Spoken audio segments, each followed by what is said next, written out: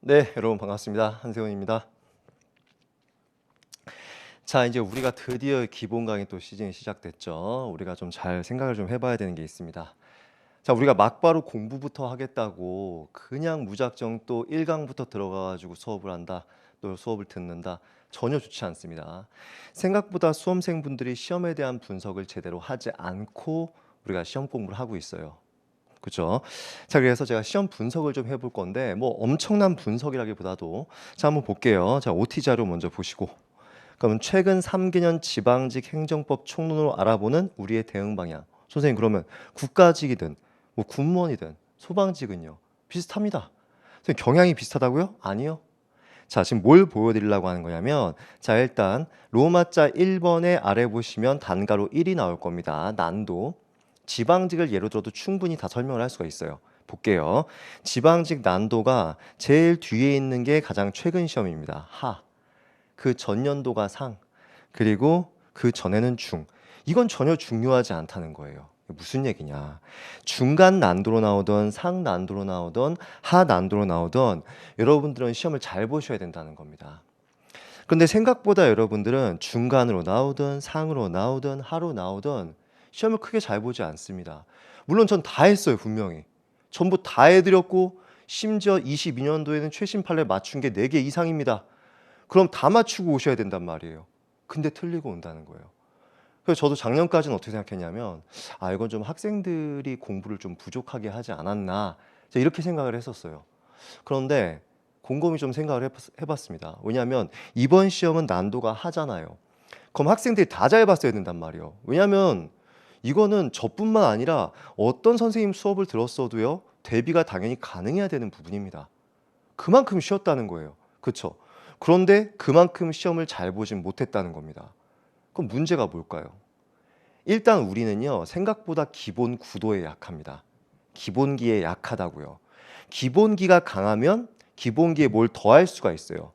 그러니까 기본기가 뭔지 좀 설명을 드릴게요. 여러분들 이것부터 좀 분석을 좀 하셔야 돼요. 자, 우리 행정법 시험은요, 일단 기본기가 있습니다. 기본기라는 게 뭐냐면 일단 기본 구조를 아셔야 돼요. 법은 체계가 있기 때문에 그 체계를 아셔야 되고 거기에 조문을 더하시는 겁니다. 그리고 기본 판례를 공부하시면서 이 판례는 구조를 알 수 있는 판례를 기본 판례로 선정을 해서 집중적으로 학습을 하셔야 됩니다. 저도 원래 우리가 기본 강의 딱 하고 심화 강의 하잖아요. 그렇기 때문에 최대한 기본 강의 때 다 해드리려고 그랬어요. 근데 학생들이 어떠냐? 그럼 기본 강의 한 번 듣고 안 듣는다 이거야. 선생님 그럼 기본 강의 때 다 안 해주실 겁니까? 거의 다 합니다. 하는데요, 여러분. 기본기 위주로 확실하게 돌릴 겁니다. 뭐 따로 조문특강으로 빼겠다. 물론 조문특강도 뒤에 있어요. 심화 때 조문특강 할 겁니다. 여러분들이 따로 결제해서 하는 거 아니에요. 그냥 심화 때 조문특강도 다 할 건데 그거 다 보여드릴 건데 일단 우리가 기본 강의 때 완벽한 기본기를 갖춰야 됩니다. 근데 여러분들이 기본 강의를 들었음에도 불구하고 왜 힘들어하냐? 자, 보세요. 우리가 순환 프로그램을 갔습니다. 순환 프로그램. 자, 제가 만든 건데 일단 7, 8월이 1순환입니다. 그리고 2순환 9월, 10월이죠. 3순환 11월, 12월 4순환 1, 2월 마지막에 5순환 3, 4월 6순환 그렇게 갈 수도 있어요. 그런데 이렇게 두 달 이렇게 끊어서 하시잖아요. 그럼 기본 강의를 도대체 몇 번 들은 겁니까? 다 기본 강의가 항상 있거든요. 사실 학원이 예정하고 있는 기본 강의는 상당히 많습니다. 근데 생각보다 수험생들은 기본 강의를 이때 한 번 듣고 맙니다. 근데 여러분들은 제 기본 강의를 들으시면요. 매 순환마다 항상 제 기본 강의를 최소한 12월까지는 계속 돌리셔야 됩니다. 이 기본 강의를. 왜 그러냐면 제가 엄청 이해를 위주로 설명을 하거든요. 행정법을 최대한 재밌게 할 수 있게끔 설명을 한단 말이에요. 그렇죠? 그럼 여러분들이 좀 재밌게 느끼셔야 되는데 처음에는 따라가기 급급하다. 복습이 잘 안 된다는 거예요. 그래서 이때는요. 여러분들이 아무리 열심히 따라와도 오해를 수반한 복습을 하게 됩니다. 선생님, 전 재시생인데요. 그러면 조금 낮긴 한데 재시생 이상이라고 하더라도 제 수업을 듣는 건 처음이지 않습니까? 물론 제 학생 중에서 제 수업 듣는 수험생들 또 오시는 분들도 당연히 계시는데 처음 들으시는 분들이든 다시 들으시는 분들이든 처음 한다는 마인드로 들으셔야 돼요. 아셨죠? 그래서 이때 기본 강의를 들으시잖아요. 또 들으셔야 되고 또 들으셔야 됩니다. 반드시. 이 정도가 됐을 때 오해를 수반하지 않는 이해를 하게 되고 제대로 회독을 할 수 있게끔 우리가 기반을 갖춘 거예요. 그럼 이제 해가 바뀌면은 그때는 여러분들이 오해를 수반하지 않고 제대로 회독을 돌릴 수가 있는 거예요. 대다수의 수험생들이 어떻게 공부하냐면 이 기본 강의는 한 번 듣고 끝냅니다. 그게 최악이라는 거예요. 절대 안 된다는 거예요.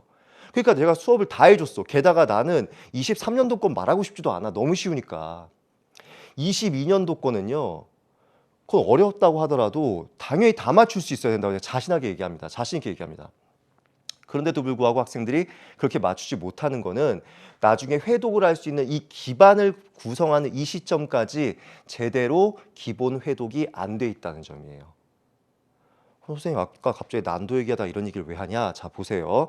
난도가 중이면요. 이 영역이 한 70% 정도 나온다고 생각하시면 되고 난도가 상이면요. 이 영역이 한 60% 나오는 거고요. 난도가 하면요. 이 영역이 80% 정도 나온다고 생각하시면 되는 거예요.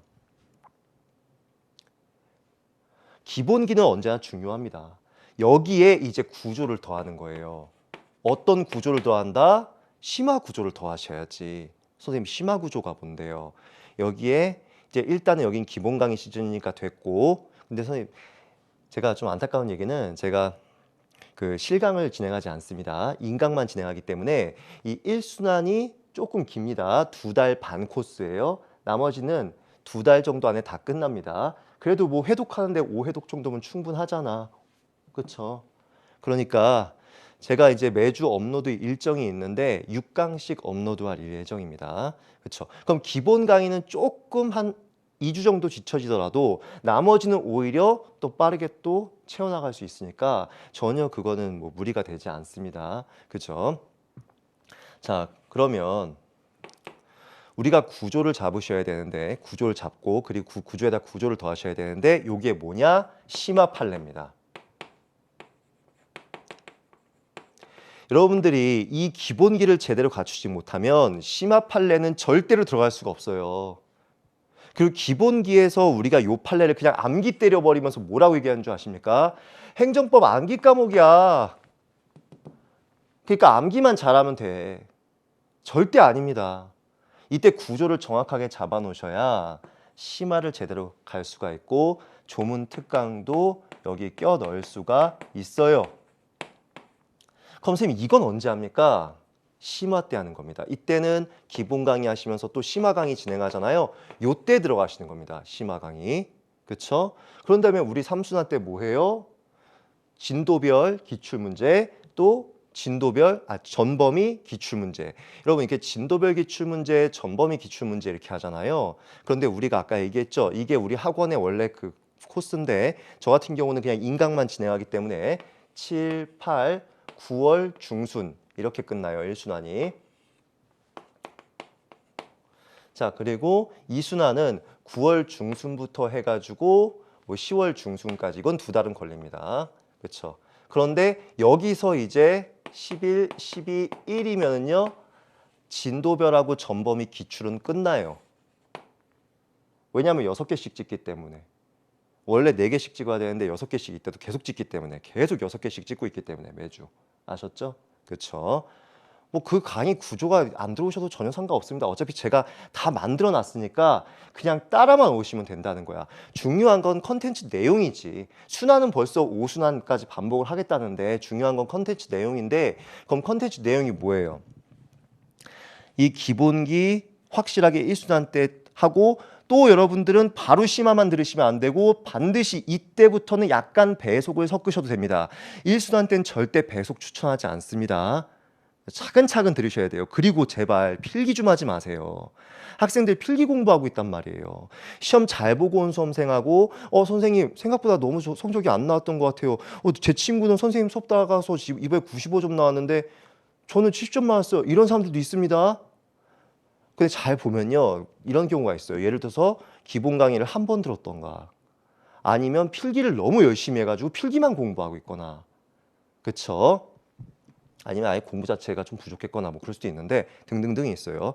근데 생각보다 공부를 많이 했음에도 불구하고 성적이 내 마음처럼 안 나온다라고 하는 것은 이 기본 회독이 안 되고 있는 겁니다. 그래서 여러분들이 이때는 배속 듣지 마시고 이때 2순환부터 그쵸 배속을 듣기 시작하는 겁니다. 조금씩 뭐 1.2배속, 뭐 1.5배속, 그 다음에는 여러분들 선택사항, 그쵸? 그리고 여러분 제가 그래도 사실차는 합격했던 사람이지 않습니까? 사실차는 팔지선다예요. 팔지선다. 팔지선다에다가 40문항을 아주 빠른 시간에 풀어야 되고 문제 길이가 엄청 길어요. 지금 제 자랑하려고 하는 게 아니라 그것도요. 그 사실차 그 방대한 시험도요. 시험 2달 전에 회독할 수 있으면 그건 합격입니다. 여러분들이 너무 그 회독을 처음부터 욕심을 내려고 하는데 이 과정을 거치셔야 되는 거예요. 선생님 근데 제가 지금 인강을 보는 시점이 좀 뒤에 뒤쳐져 있습니다. 상관없어요. 그럼 그때부터 똑같이 하셔야 되는 거예요. 공부량이 늘어야지. 그거 어쩔 수 없는 거예요. 그렇죠? 그리고 그런 게 질문 사항이 있으면 저한테 질문을 하세요. 아셨죠? 제가 이제 들어왔는데 어떻게 하면 되겠습니까? 그렇죠? 네, 알려드립니다. 그렇죠? 그래서 이때 이 심화 판례랑 조문 특강 언제 한다? 이순환 때 끼어 들어가게 된다. 그렇죠? 그리고 이때는 뭐 한다? 우리가 기출문제, 진도별 기출문제하고 전범위 기출문제 안 됐지? 그리고 이 기출문제집의 양이 조금 부족하다고 느끼는 수험생들이 좀 있습니다. 에듀윌 책이 좀 부족하다. 사실 뭐 부족하다기보다는 이 책의 컨셉입니다. 에듀윌 책 같은 경우에는 좀 효율적으로 빠르게 좀 정리해보자는 취지에서 문제수를 그렇게 많이 가져가진 않았어요. 하지만 학생들은 좀 불안하잖아요. 그래서 또 준비한 게 있습니다. 저의 기출문제집이 또 있습니다. 반드시 같이 가셔야 됩니다. 괜히 여러분들 문제 찾아다닐 필요가 없다는 뜻이에요. 제 기출문제집 하시면 됩니다. 그렇죠? 자, 그런 다음에 이제 마무리는 동영하고 이때 최신 판례 특강은 하나 있습니다. 요거 정도는 유료 특강입니다. 왜냐하면 3개년 특강이기 때문에 그렇습니다. 아셨죠? 최신 판례 상당히 잘 맞춰요. 자신 있습니다. 그럼 선생님 책은 어떻게 됩니까? 일단 기본 강의는 제 책 기본서, 그 다음에 에듀윌은 노란색으로 써줘야 되겠다. 에듀윌 책. 노란색이 어디가? 자, 에듀윌 기본서를 우리가 가끔 참고를 합니다. 그렇죠? 그래서 여러분들이 제 기본서는 필수로 있으셔야 됩니다. 그렇죠? 그리고 그러니까 제 책 기본서는 필수로 있어야 되고 기출문제 필수 있어야 돼요. 그리고 제 카페에도 지금 이제 수기가 이제 하나 둘씩 올라오고 있는데 학생들이 좀 수스러워서 그렇게 많이 쓰진 않습니다. 지금 뭐 지방직 결과가 나오는 것도 아니고. 근데 보면은 선생님 기본서 회독성이 너무 좋습니다. 이런 얘기 정말 많이 듣습니다. 이거 회독성 정말 좋은 책이에요. 800페이지고요. 나중에 여러분들 회독하다 보면 알게 돼요. 엄청나게 회독하기 좋습니다. 그렇죠? 자신하는 책이고 기출문제 뭐 엄청납니다. 완벽한 컨텐츠라고 생각합니다. 그리고 여러분들이 항상 고민하는 거 필기. 그걸 없애주기 위해서 필기 노트를 만들었습니다. 그런데 7, 8월 달에는요. 자료로 제공할 거고요. 그 이후에는 필기 노트 책이 나올 거예요. 그러니까 여러분들은 적어도 이 기본 강의를 들을 때만큼은 필기를 좀 놓으시고 그냥 들으시면 된다고요. 그렇죠? 그렇게 좀 편하게 들으시면서 우리가 체계를 좀 잡으시면 되겠습니다. 자, 그러면 이제 우리가 드디어 1단원을 들어가 볼게요. 이것도 체계를 잡고 들어가는 거 보여드릴게요. 그러니까 제 강의를 듣고 OT를 듣고 느낌이 안 온다? 그럼 꺼버리면 되는 겁니다. 아셨죠? 그만큼 자신 있다 이거야.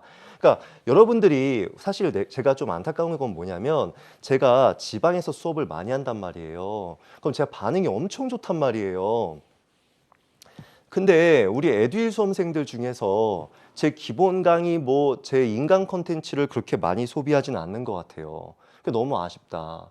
들어보고 OT를 딱 들어봤을 때 이 선생님의 성향을 알 수 있다고. 나라면 적어도 모든 선생님의 OT 한 번 정도는 들어봅니다. 왜냐하면 출발점이잖아.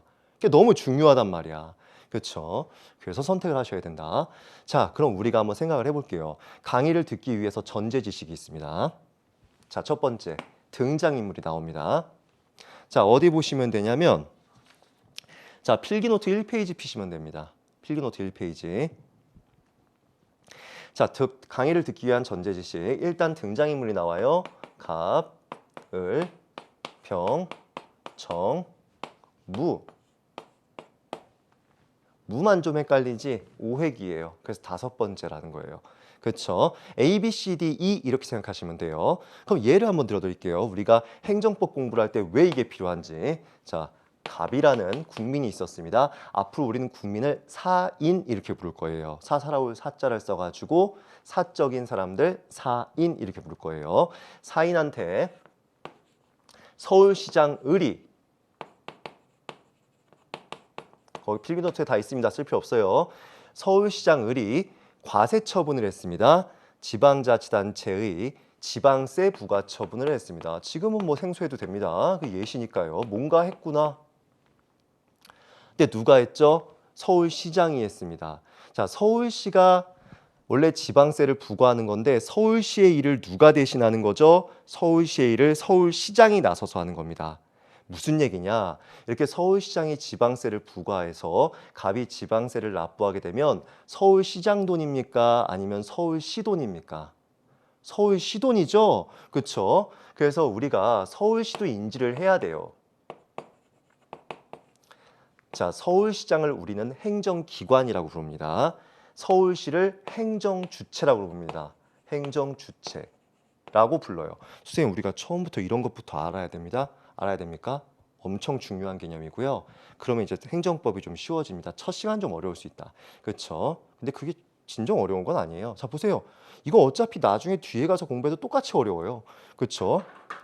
먼저 매맞으나 뒤에 매맞으나 똑같은 얘기예요. 그래서 빨리 이제 어려운 거 하고 하면서 기본 개념이라 이거야.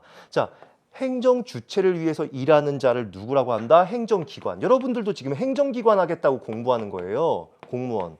근데 행정기관은 급이 있습니다. 말단 공무원부터 해가지고 차곡차곡 올라가서 그 행정기관 중에서 그 기관의 장, 행정청 이렇게 부릅니다. 개념 잡혔죠? 여러 번 반복할 겁니다. 자, 그럼 다시 한번 개념을 설명해 볼게요. 자, 이렇게 고개 드시고, 자, 행정청이 갑한테, 행정청 을이 갑한테 지방세를 부과하였다. 그쵸? 그리고 행정청 을이 이렇게 표현하기도 하고, 그쵸? 그래서 우리가 이런 갑, 을을 쓸 거예요. 그쵸? 되었다. 자, 또 한번 예를 들어보겠습니다. 갑이라는 사람, 사인이 행정청한테 건축허가를 신청합니다. 이제 조금씩 들리기 시작하는 행정청. 그렇지. 행정주체의 일을 책임지고 의사를 결정하고 행정주체의 의사를 결정하고 도장을 찍을 수 있어요. 표시. 그래서 물론 공무원들도 열심히 일하지만 공무원들이 기한서를 작성하면요. 쭉 올라가서 행정청이 그래 이게 맞다 하면서 도장을 꽝 찍어버립니다. 그게 표시라고요. 그렇죠? 자, 그자가 중요한 겁니다. 법에서는. 자, 사인이 행정청한테 건축허가를 신청했습니다. 그런데 이에 대해서 거부를 했습니다. 자, 이때 국민 입장에서 사인 입장에서 뭐 어떻게 하고 싶을까요? 다투고 싶겠죠. 그렇죠? 이걸 제대로 다투기 위해선 정확한 개념을 잡으셔야 되는 겁니다. 정확한 개념을 잡기 위해서 우리가 행정법을 공부하는 거예요. 자, 봐보세요. 자, 1단원입니다. 자, 앞으로 로마자가 나오는데 기본기예요. 1, 2, 3, 4, 5. 법 수업 들으면서 요 정도 로마자는 읽을 줄 알아야 돼요. 5에다가 1을 더하고 6, 7, 8, 9, 10 이렇게 가는 겁니다. 그 정도는 아시고요. 그렇죠? 1. 그렇죠. 행정. 우리가 행정법 서론입니다. 행정법 서론. 쭉 단원이 나오는데요. 1단원이 뭐다? 자, 여기다 이름을 붙일 겁니다. 뭐라고요? 행정이라고요. 아, 우리가 어떤 지금 문제 상황을 정확하게 인지하기 위해서는 개념을 세워야 되는데 이게 행정이구나. 그렇죠? 그럼 이런 행정은 뭐 마구잡이로 할까요? 아니겠지. 행정법을 가지고 하겠지.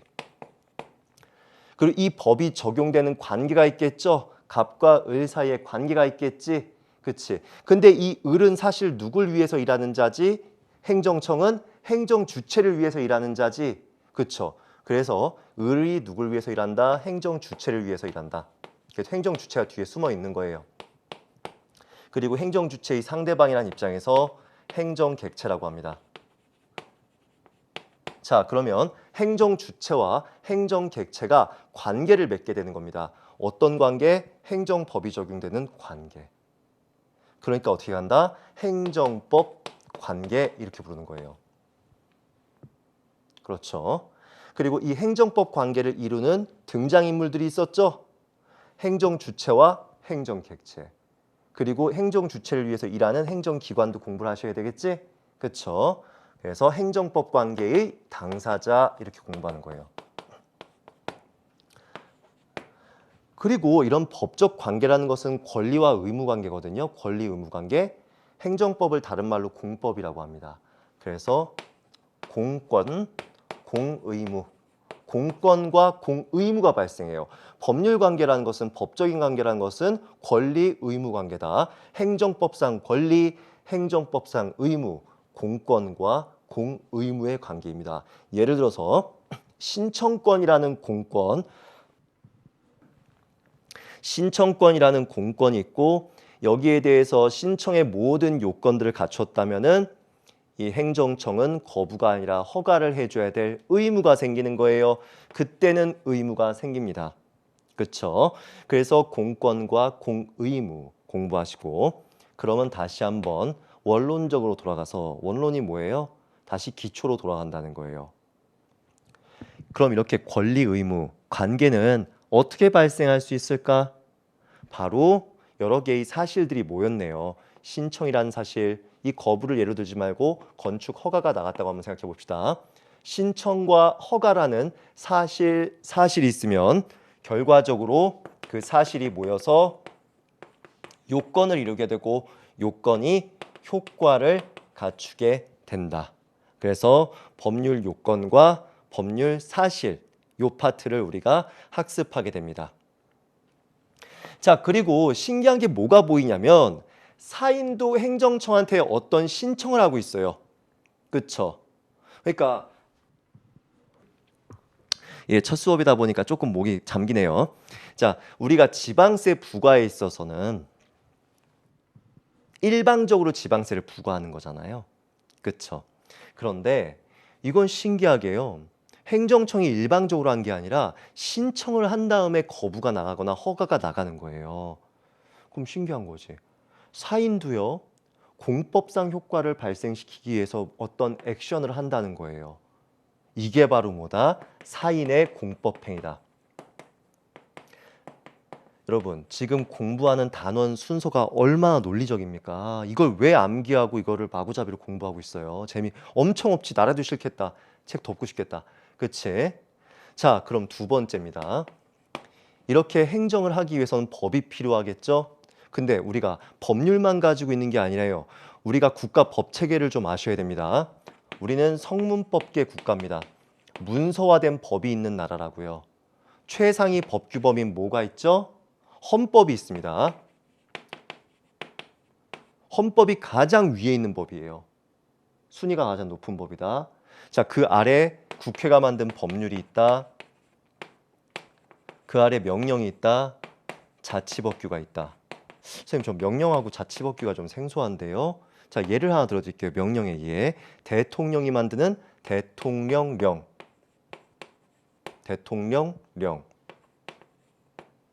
국무총리가 만드는 총리령. 이런 것도 있단 말이야. 그럼 무슨 얘기냐면요. 예를 들어서 건축법만 있는 게 아니라 건축법 시행령, 건축법 시행 규칙 이런 걸 자세히 공부하는 거예요. 그럼 우리가 이 법률도 공부하겠지만 요게 상당히 또 중요하단 말이야. 행정법에서는. 왜냐하면 이 법률은 국회가 만드는 거지만 명령하고 자치법규는 누가 만든다? 아까 대통령 뭐예요? 행정기관이죠. 행정기관이 만드는 입법, 행정입법을 공부하셔야 돼요. 왜? 아니, 지금 어떤 허가 거부나 지방세 같은 걸 부과할 때 법만 가지고 하는 게 아니라 행정기관도 법을 만들 수 있으니까 행정입법도 중요한 겁니다. 그쵸? 그리고 이 두 번째 파트로 행정행위라는 게 나오는데 이 행정행위가 바로 뭔지 아세요? 요거예요.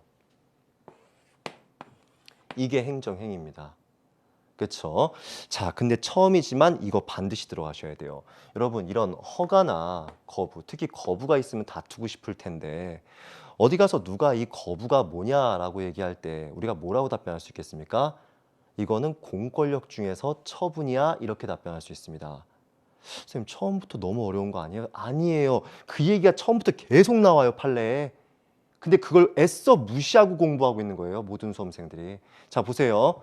자 그럼 잘 따라오시고 자 일로 오세요. 자, 공권력이라는 게 뭡니까? 공권력은 우리가 개념을 정의하면 행정청이 우월한 지위에서 하는 거고요. 그리고 국민의 권리와 의무를 변동시키는 겁니다. 과세처분 생각해 볼게요. 자, 아까 행정청이 사인한테 우월한 지위에서 세금을 납부할 의무를 부과하는 겁니다. 그쵸? 그걸 뭐라고 한다? 공권력이다. 우리의 가장 관심사가 뭔지 아세요? 이 공권력을 다투겠다고 하는 게 가장 큰 관심사예요.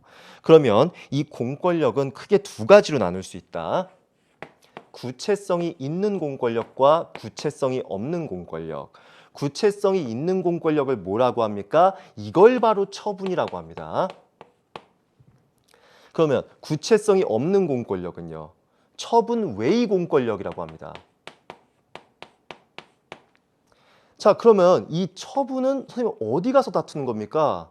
구체성이 있는 공권력은 어디 가서 다투는 겁니까? 구체성이 없는 공권력은 어디 가서 다투는 겁니까? 자, 요거는 우리가 순서가 있어요. 공권력을 어떻게 다툽니까? 재판을 받으면 됩니다. 재판기관은 두 군데가 있습니다. 재판기관은. 자, 우리가 일반적으로 아는 법원도 있고요. 헌법재판소라는 곳도 있습니다. 재판기관이 두 군데가 있다고. 그리고 이 공권력을 다투는 소송이 법원에는 어떤 소송이라는 게 마련되어 있냐면 항고소송, 공권력에 저항한다는 측면에서 항고소송 돼 있고 헌법재판소에서는 헌법소원 이렇게 돼 있어요. 그리고 여기 항고소송에서 뭐라고 돼 있냐면요. 야, 구체성이 있는 즉 처분성이 인정되는 공권력은 여기서 다투는 거야 기본적으로. 그러면 그 외의 공권력은 여기서 다투는 거야. 그러니까 여러분들이 공권력이 딱 튀어나오면 뭐를 떠올리셔야 되냐면 아 공권력은 항고소송 또는 헌법소원으로 다툴 수 있지. 그게 소방직 기출. 그렇죠? 자 기본기입니다. 완벽한 첫 시간에는 하는 기본기에 불과하다고. 그러니까 이거 어떻게 되는 거예요? 자 그리고 우리가 순서가 어떻게 되냐면 항상 순위가 여기선 특히 순위가 있는데 우리가 법원 조직이 훨씬 큰 조직입니다. 헌법재판소는 기관이 한 군데고 법원은 1심 법원, 2심 법원, 3심 법원도 있지만 이건 단심 구조예요. 심급이 하나밖에 없다고. 그렇죠? 그래서 이 법원에서 담당하는 사건들이 좀 많아야 됩니다. 헌법재판소에서 담당한 사건들이 너무 많아지면 안 돼요. 그렇기 때문에 우리가 먼저 뭐를 고려하신다? 먼저 법원에서 재판을 할 수 있냐를 먼저 고려하십니다. 즉 법원에서 1순위로 항고소송의 대상이 되는지를 먼저 검토하시고 그게 안 될 때 2순위 헌법소원 넘어오면 되는 겁니다. 자, 그런데 아까 분명히 처분은 항고소송의 대상이 된다 그랬어요. 된다 했지? 그치? 그러니까 굳이 2순위로 넘어올 필요가 없는 거야. 자, 그러면 처분 외의 공권력은 이 대상이 안 된다고 정해져 있으니까 이쪽으로 넘어오게 되는 거예요. 그쵸? 자, 그럼 우리가 이렇게 분쟁을 해결할 수가 있다. 자, 됐습니다. 여기 오시면은 바로 이 행정행위가 처분을 우리가 법학적으로 개념을 정의할 때 행정행위로 개념을 정의하기도 합니다. 완벽하게 동일한 개념은 아니지만 처분은 우리가 뭐냐면요. 행정행위 플러스 알파예요. 행정행위와 또 추가적으로 공부할 게 하나 있는데 그럼 행정행위라면요. 원칙적으로 처분성이 있다 이렇게 생각하시면 되는 거예요. 그렇죠. 그러니까 지금 뭘 공부하냐? 결과적으로는 이것들을 어떻게 다툴까를 공부하기 위해서 다 생각하는 거란 말이야. 그렇죠. 그러니까 제 2편이 뭘 공부해야 되겠어? 가장 중요한 쟁점. 이 공권력 행사를 공부하는 거고 이 공권력 행사가 왜 나왔는지 그것도 공부를 해야 되는 거예요. 그럼 이러한 공권력 행사 중에서 그 처분이 이 허가나 거부가 어떤 절차를 통해서 나가는지도 또 중요하겠죠? 그렇죠. 사실 중요하지 않겠습니까? 그렇죠. 그래서 이거 건축행정이다라고 하면 건축법에 정해진 절차가 있을 거고요. 행정 절차에 관해서 일반적인 사항들을 정한 행정절차법이 있습니다. 자, 그러면 우리가 여러분 이것도 절차 규정, 이것도 절차 규정인데 이건 보다 더 특별한 사항을 규정하고 있대요. 여러분들은 건축법을 먼저 적용하겠습니까? 행정절차법을 먼저 적용하겠습니까? 건축법을 먼저 적용하는 겁니다. 자, 여기서 벌써 또 관계가 튀어나왔어요. 자, 이거를 건축법을 행정절차법에 대해서 특별법, 행정절차법을 일반법 이렇게 부릅니다. 그리고 특별법이 있을 때는 일반법보다 우선 적용되기 때문에 건축법에 특유한 절차가 있으면 그거 먼저 적용하고 행정절차법은 후순위로 적용되는 겁니다. 하지만 행정절차법도 워낙에 이렇게 무수히 많은 개별법들을 학습을 시키겠습니까? 아니면 여러분들한테 행정절차법 위주로 학습을 시킬까요? 행정절차법 위주로 학습을 시키겠죠.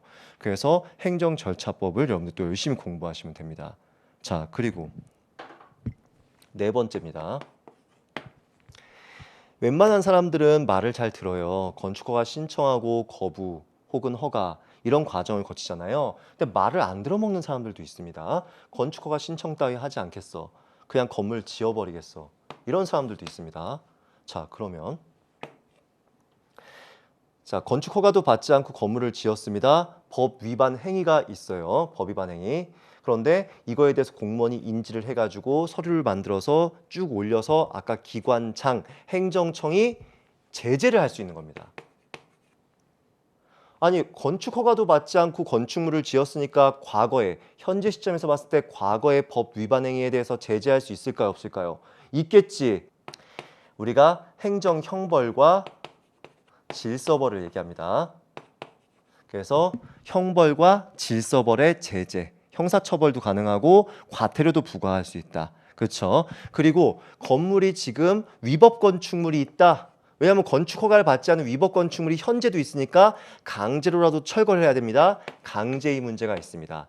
그래서 제재와 강제의 문제를 공부하셔야 됩니다. 그럼 뭐 국민들만 잘못합니까? 아니지. 행정기관도 잘못할 수 있어요. 그렇죠? 그래서 국민한테 재산적 손해를 주는 경우도 있어요. 그렇죠? 그래서 행정상 손해를 국가에서 전부 보상해 주자 혹은 지자체에서 전부 보상해 주자 행정상 손해전보.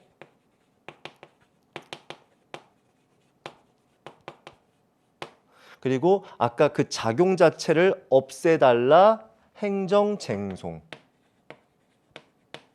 여러분 거의 다 왔어요. 첫 시간 좀 힘들죠? 그래도 참으셔야 돼요. 자, 그러면 선생님 행정쟁송. 자, 우리가 필기노트 한번 펴보세요. 필기노트. 자, 1페이지 중간 부분에 뭐가 나옵니까? 1페이지 중간 부분에 사례가 나오죠. 건축허가 신청에 대해서 거부가 있었는데 여기에 대해서 다투기 위해서 어떤 기관들이 나오고 있냐면 병은 행정심판위원회라는 기관 처음 보네. 그리고 또 오른쪽에 가보면 행정법원 있네. 헌법재판소 나오죠. 그쵸? 자, 이 중에서 우리가 위에 법원부터 비교해 볼게요. 허가 거부는 처분성이 있는 공권력입니다. 선생님, 이게 왜 처분성이 있는, 구체성이 도대체 뭡니까? 궁금하시죠? 이 구체성이 뭐길래 구체성이 있고 없고에 따라서 항고소송가냐 헌법소송가냐 이게 갈리는지. 자, 그래서 다음 장 펴보세요. 여러분 3페이지 펴보세요. 3페이지. 3페이지 중간에 박스가 하나 나옵니다. 그 박스 밑에 제가 예를 하나 들었어요. 자, 갑이 23년도 5월 5일 새벽 4시경에 음주운전을 한 사실이 있음을 이유로 도로교통법을 근거로 해서 누가 대전경찰청장이라는 행정청이 갑의 운전면허를 취소하였다. 여러분, 이 운전면허 취소가 공권력이라는 건 알 수 있어요. 우월한 지위에서 지금 갑의 권리를 박탈시켜 버렸습니다. 운전을 할 수 있는 권리 박탈시켜 버렸지? 그치? 자, 그러면 권리 의무 변동을 초래한 건데 이게 구체적 사안이냐 아니냐. 자, 우리가 저기 위에 뭐라고 되어 있죠? 바로 그 밑줄 부분에 바로 위에 특정 사안을 구체적이라고 한다. 보이세요? 개별적 구체적이라고 제가 써놨죠. 지금 예시 위에 써놨잖아요. 개별적 구체적이라고. 그쵸? 그 구체적 가로 안에 뭐라고 돼 있어요? 특정 사안이라고 돼 있죠. 특정한 사건이면 구체성이 있는 거예요. 자, 23년도 5월 5일 새벽 4시경이면 특정 사건이에요, 아니에요? 특정 사건 맞죠? 그럼 우리는 구체성이 있다고 하는 거예요. 이렇게 구체성이 있으면 우리가 뭐라고 부른다고요? 처분이라고 부른다고요. 어떤 특정 토지에 건물을 짓겠다. 특정 사건이 있는 겁니다. 그렇기 때문에 이에 대한 거부는 처분이 된다. 이렇게 가시는 거예요. 자, 그래서 이 처분은 뭘로 다툰다? 행정쟁송을 가는 건데 하나는 행정심판, 하나는 소송 가는 건데 소송은 우리가 공권력 같은 경우에는 순서가 있었다. 1순위 뭐 먼저 생각한다? 항고소송 먼저 생각한다. 그게 안 됐을 때는 우리가 헌법 소원을 생각해 줘야 되는데 이거는 항고소송의 대상이 되는 구체성이 있는 공권력 행사이기 때문에 항고소송의 대상이 된다. 쉽게 생각해서 처분은 항고소송을 다툰다. 그리고 이건 법원 가서 다투는 거고 아까 공부했던 을보다 상급 행정기관이 있는데 이 상급 행정기관 가서 다투는 것을 행정심판 이렇게 우리가 공부를 합니다. 이것도 처분 다투는 거예요. 그래서 우리가 나중에 항고심판이다 이렇게 공부합니다. 즉 얘들은 기본적으로 처분을 다투는 애들이에요. 지금은 뭐가 뭔 소리인지 몰라도요. 이런 식으로 행정법이 흘러가는구나 라고 엄청나게 어려워해야지 맞는 거예요. 그쵸? 그래서 지금 어려운 내용을 쭉 얘기를 다 해봤어요. 이걸 공부하겠다는 거고 이걸 차근차근 제가 정리를 해드릴 거라고요. 그래서 여기 딱 여러분의 마무리를 지면요. 그렇구나 하면서 알게 되는 거예요. 근데 제 설명을 들으면서 아마 여러분들 이런 생각이 들었을 거예요. 선생님 근데 저는요. 국가기관이 뭔지 지방자치단체가 뭔지 그것도 모르는데요. 그래서 이 설명을 하고 조금 쉬겠습니다. 자, 우리가 국가행정조직이 있고요. 지방행정조직이 있습니다. 자, 국가는 입법부하고 행정부하고 사법부로 나뉘고요. 또 우리가 이거 아는 건 고등학교 수준이고요. 국가행정조직 중에 국가행정이라기보다도 국가조직, 그렇죠? 행정뿐만 아니라 다 공부하는 거예요. 이 행정조직뿐만 아니라 입법부, 사법부, 그러니까 모든 국가기관을 지금 다 얘기하고 있습니다. 자, 국가기관 입법부는 어디예요? 국회. 자, 그리고 행정부에는 대통령, 국무총리, 장관, 행정각부의 장이라고도 하죠. 장관, 그리고 사법부는 법원입니다. 그리고 우리 재판기관이 하나 더 있다고 했었어요. 헌법재판소. 그리고 우리나라는 부정선거의 역사가 있었던 안타까운 역사를 갖고 있기 때문에 중앙선거관리위원회. 자, 이런 국가기관들을 가지고 있습니다. 이거 누가 정했죠? 바로 가장 위에 최상위 법규범인 헌법이 정하고 있어요. 아까 여기 헌법이 정하고 있어요. 헌법에서 우리나라의 국가기관들은 이런 기관들이 있어 했기 때문에 이렇게 만들어진 겁니다. 그렇죠? 자, 지방자치단체의 기관도 있습니다. 자, 우리는 국가라는 주체도 있지만요. 그와 별개로 지방자치단체라는 주체도 있습니다. 여러분들 한번 예를 한번 들어볼게요. 서울특별시.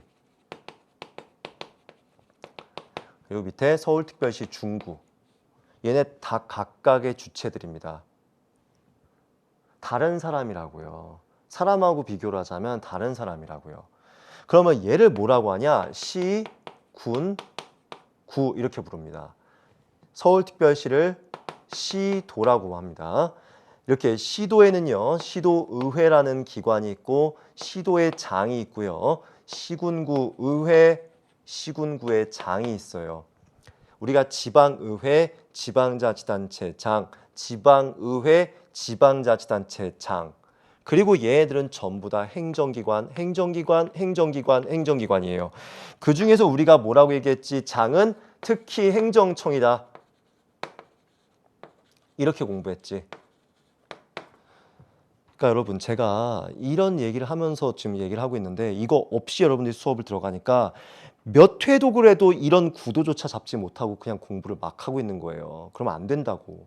그러니까 행정법은 너무 처음에 욕심을 잡는 게 아니라 처음에 이렇게 좀 어려웠다가 나중에 점점 마법처럼 쉬워지는 법이라고. 그게 행정법이라고. 그렇죠? 그래서 행정청. 자, 지방의회, 서울특별시의회, 서울특별시 중구의회 다 행정기관 중에서 얘는 장 이렇게 가는 거예요. 자, 이게 조직입니다. 자, 그래서 일단 1단원은 여기까지 할 거고요. 여러분들이 지금 OT 들으면서 좀 어려웠을 텐데 이걸 이제 쉽게 어떻게 풀어가는지를 하는 겁니다. 아셨죠? 그래서 처음에 이런 거 없이 나도 되게 쉽게 나가고 싶지. 행정은 이런 거 봅니다. 도움 안 돼요. 택도 없어요.